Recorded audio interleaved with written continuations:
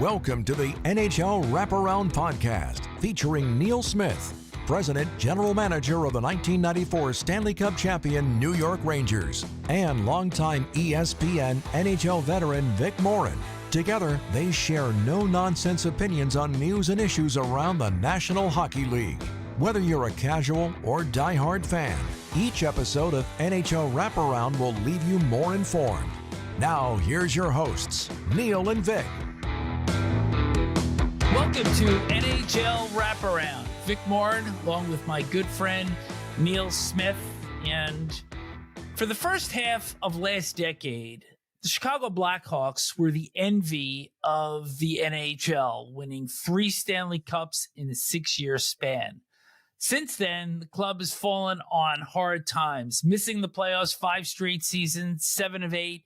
And in fact, they have not won a playoff series since winning that last cup in 2015.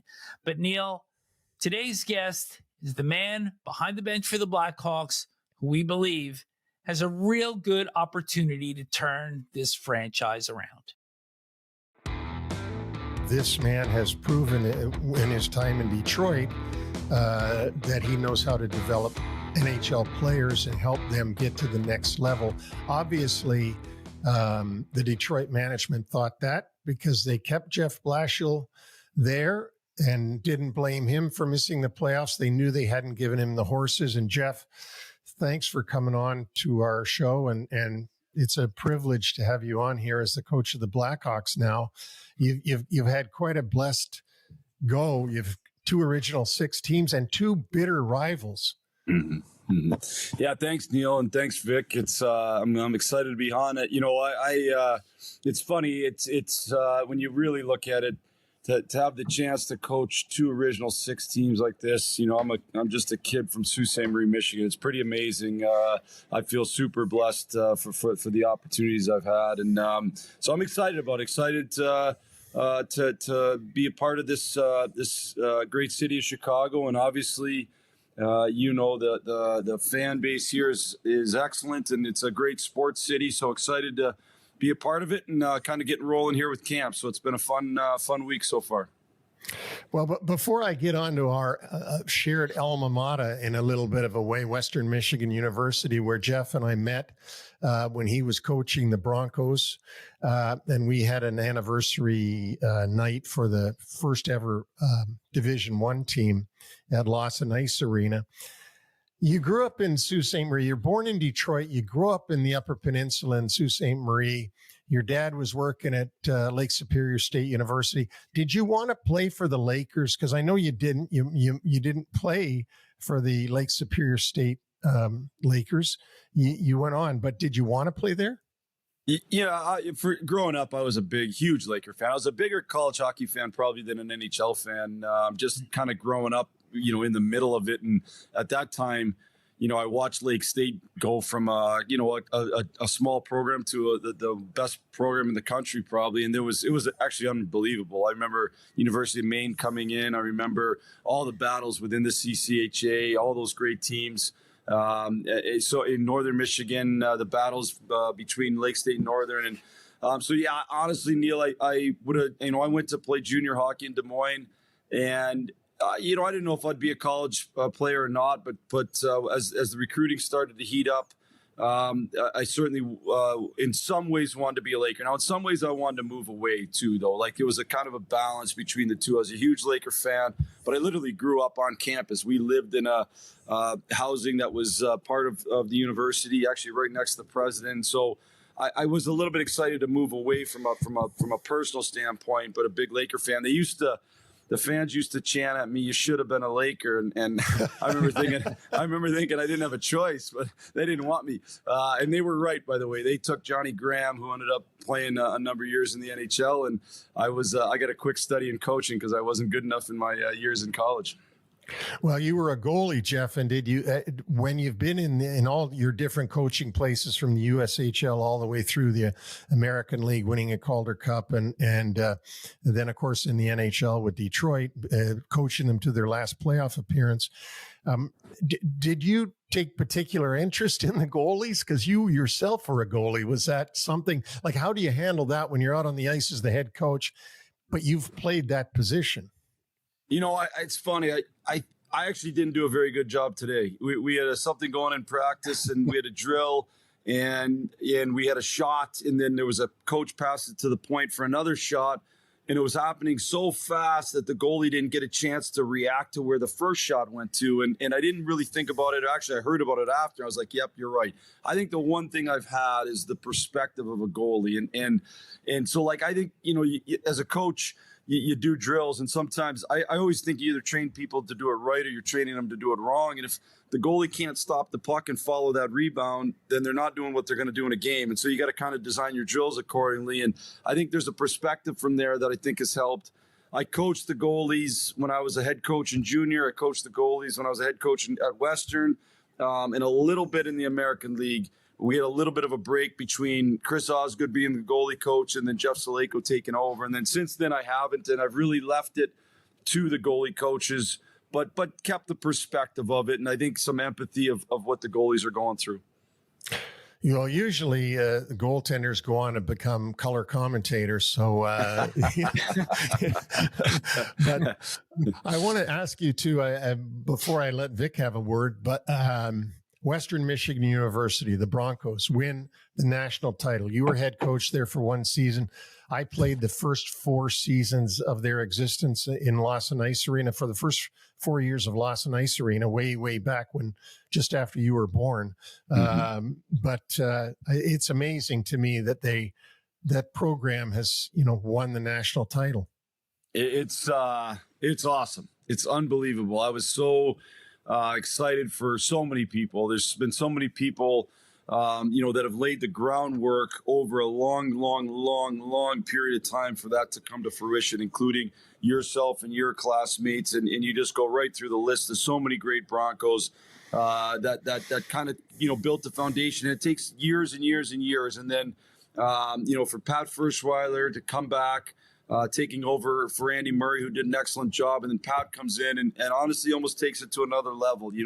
The consistency with which they've won there is awesome. I know how hard that is. And, you can get lucky in one recruiting class, but to do it over and over and over. And now with the whole system that's in place with the portal and the transfer system and all that, it's harder, not easier. And he's maintained success year after year. It's really, really been amazing. But to not just be a good program, but then to show that you're the best was a special night. I'm sure it was special for you, knowing what the work you put in and your classmates put in to help make that a reality.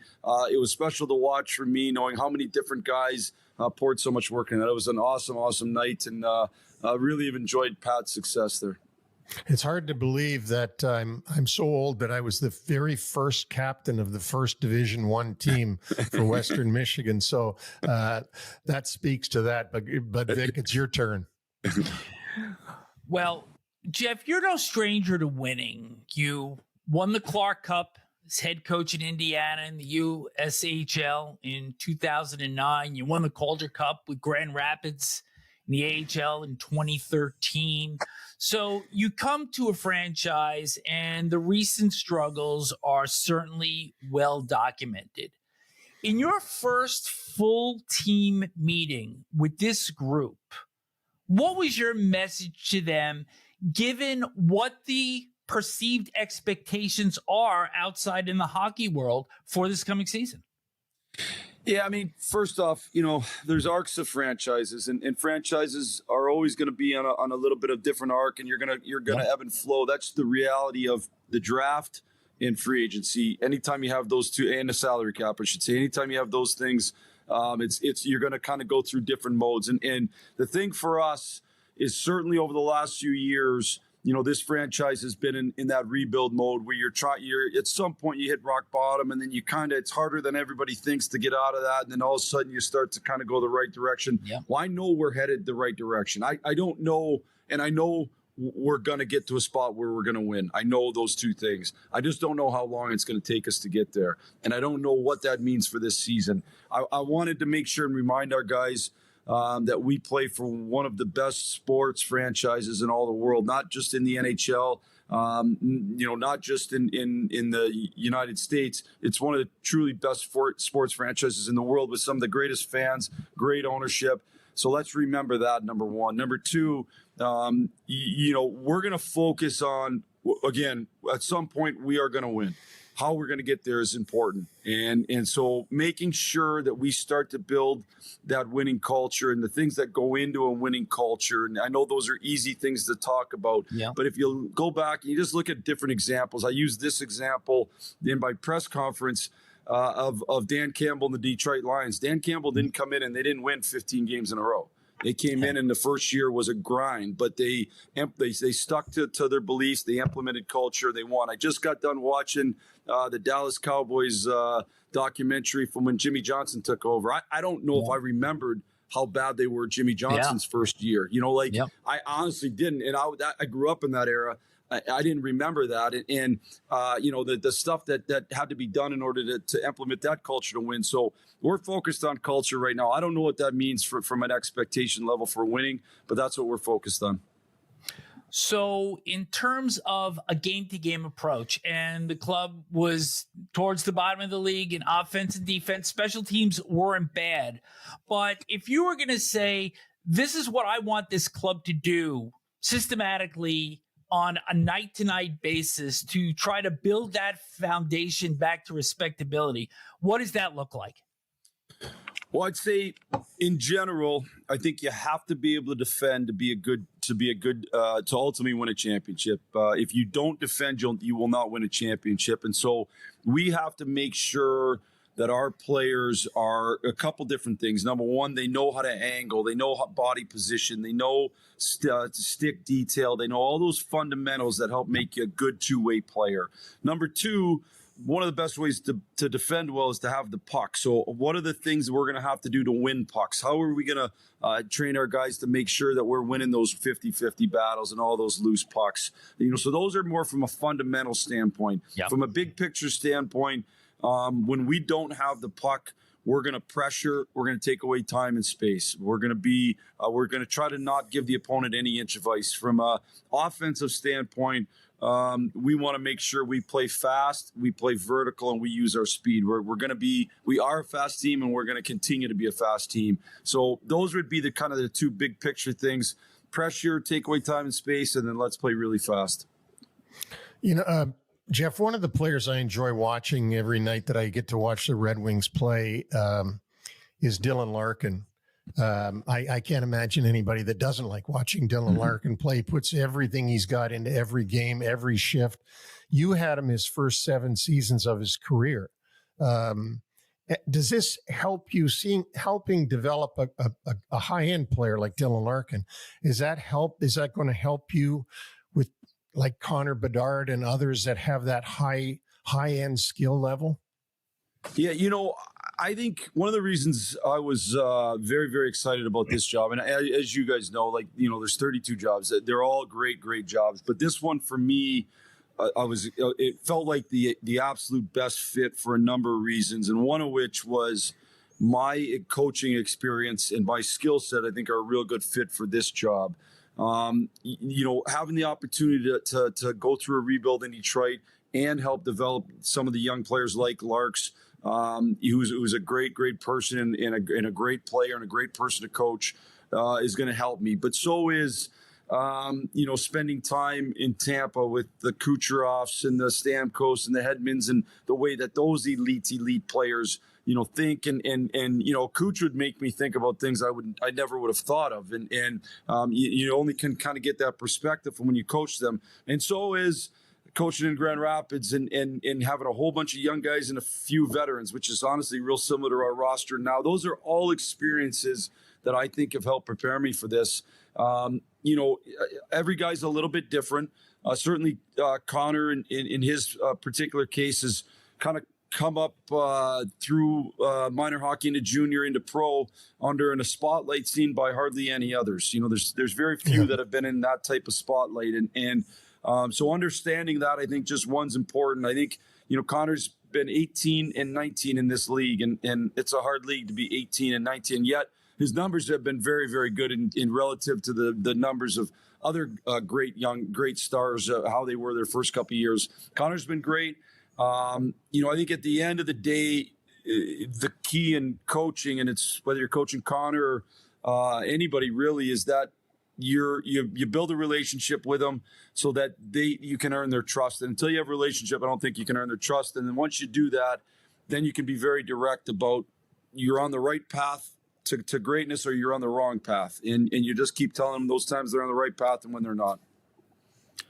Michael Peca is one of your new assistant coaches, having come over from the New York Rangers. And Peca was a very solid two-way hockey player. And one of the knocks against Bedard in his first two seasons has been his play away from the puck. And it's been documented through really woeful plus minus. So what are the things that you and Peca and the rest of the coaching staff are working on with Bedard to make him more of a 200-foot player? It's not going to get there all at once, obviously, but what's the first steps to improving that part of his game?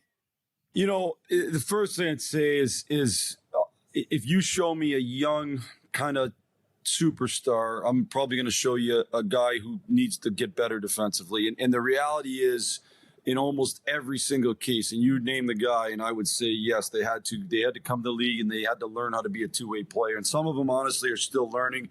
I had a chance to coach Jack Eichel on 2 world championship teams. Yep. It's been awesome to watch him grow his two-way game and to the point to where he was a Stanley Cup champion. But he had to grow that game. It didn't come automatically, because when they come up in younger hockey, they have the puck the whole night. So I think Connor's just like every other young superstar coming in the league. They have to grow that two-way game. So how are we going to help him? One, I think, just having Michael Peca in his perspective, in his experiences are extremely important. We were doing an angling drill the other day, and he said, the best angling drill I ever did. And he started talking about a series, and I think I don't even know what year it was, 2002, and it was up in it. And so those are life experiences that he has that I didn't, and so we can learn from those. Connor can learn from those. Frank Nazar can learn from those.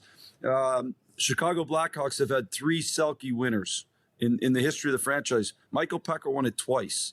That's how good a defensive player he was, or two-way player he was. So he could definitely, he's going to bring a lot to the table that way. We're just, again, we're going to start with all those little fundamentals for all our guys. And a lot of those, some of those fundamentals are offensive, but some are defensive. And again, angling, body position, stick detail, and then work through D-zone coverage, how you defend better. Some of it, Connor and I talked about going back to the end of last season when I first got the job, and just watching the teams in the finals of the Stanley Cup and how hard they track back, and making sure getting in our guys' heads how hard we have to do that. So, I think he's in a good spot. He wants to continue to grow. He's an excellent athlete. He'll continue to get better. You had mentioned some of the experience along with the youth when you were coaching in the minor leagues. And I think a lot of people don't realize that you actually have some other pieces in place. You've got leadership with Nick Foligno and Connor Murphy.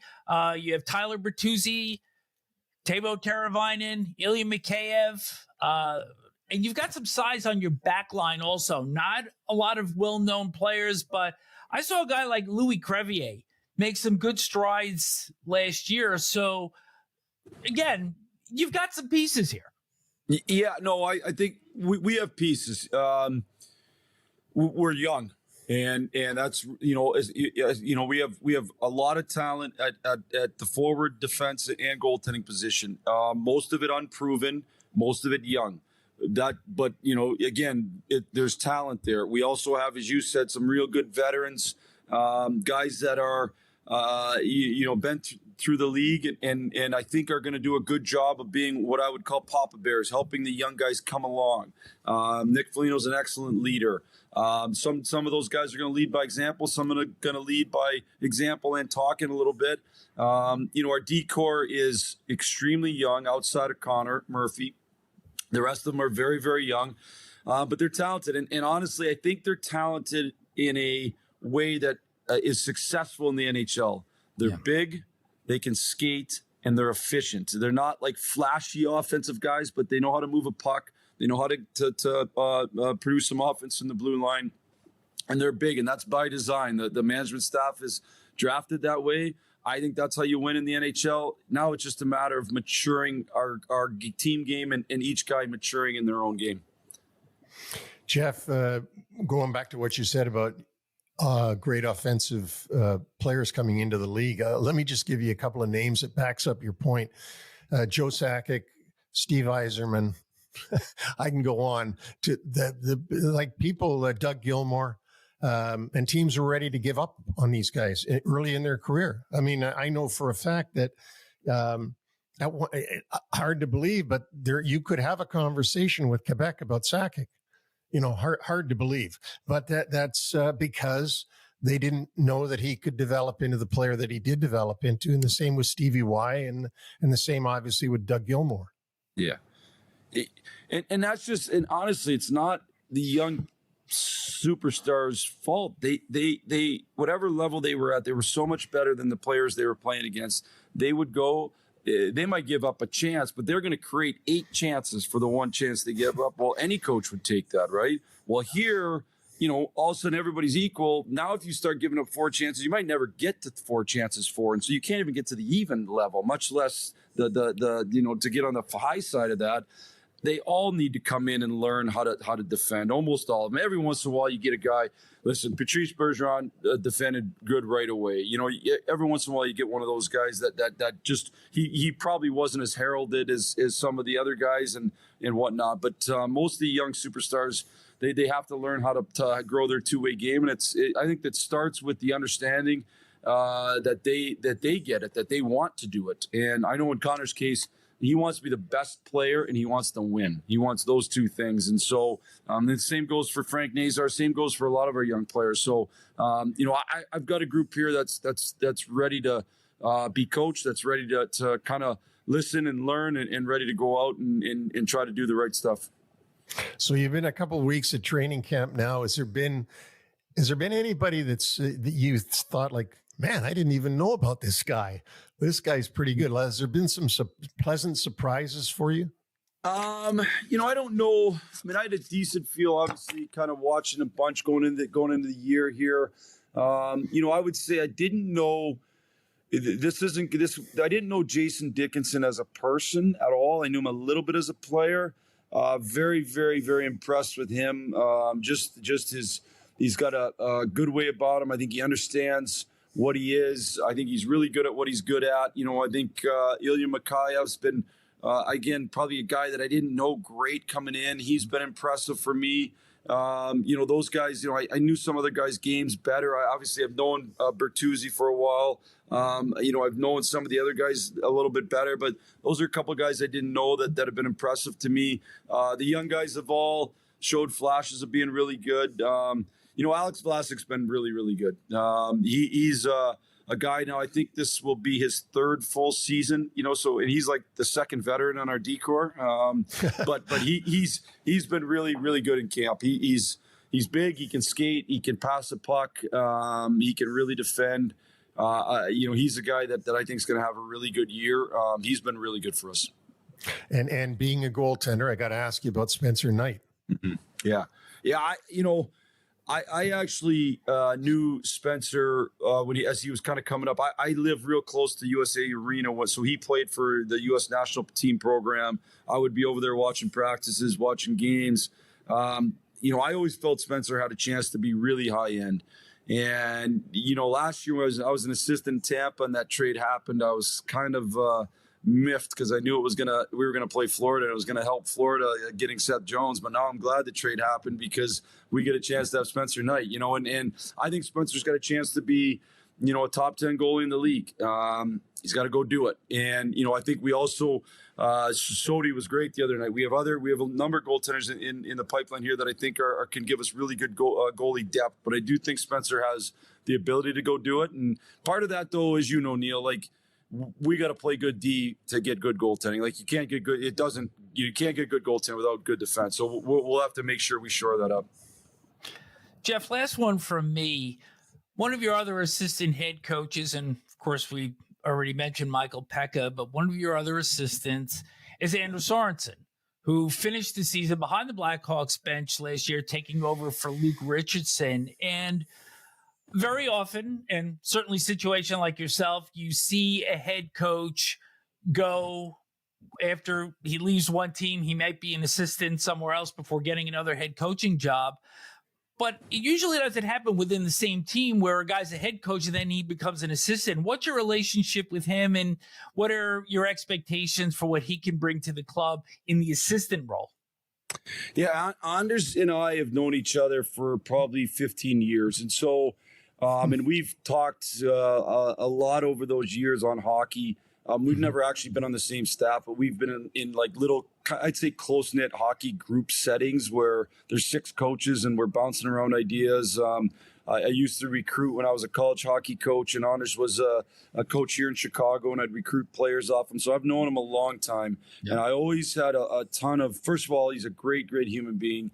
And I always felt he was really, really smart, really good teacher. I've watched his practices. Real calm demeanor.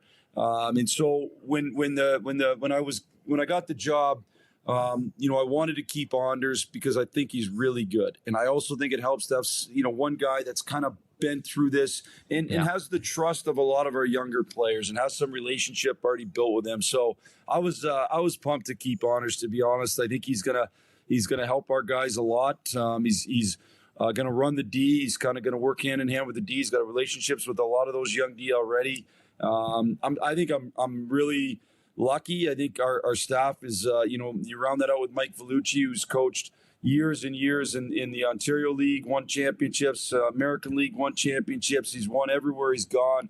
And then he's worked for Mike Sullivan for the last 7 years, I think. So, and Sully's obviously one of the better coaches in the league. So, I just think between that group, it's a pretty honestly special group that is gonna put us in position to have success.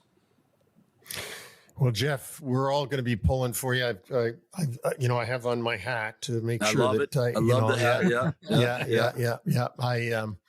You get to coach. Here's my final shot. You get to coach the best uniforms in the league. Maybe in all of sports, the best uniforms in all of sports. That's what always made me a Blackhawk fan when I was a little guy, watching Stan Mikita and Bobby Hull and Tony Esposito and Pierre Palat and Kenny Warham. I could go on and on and on. I know all those names, but we really appreciate you doing this, taking time from training camp to come on and talk to us. And we'll be pulling for you this season, and hopefully you'll get some overachieving done there.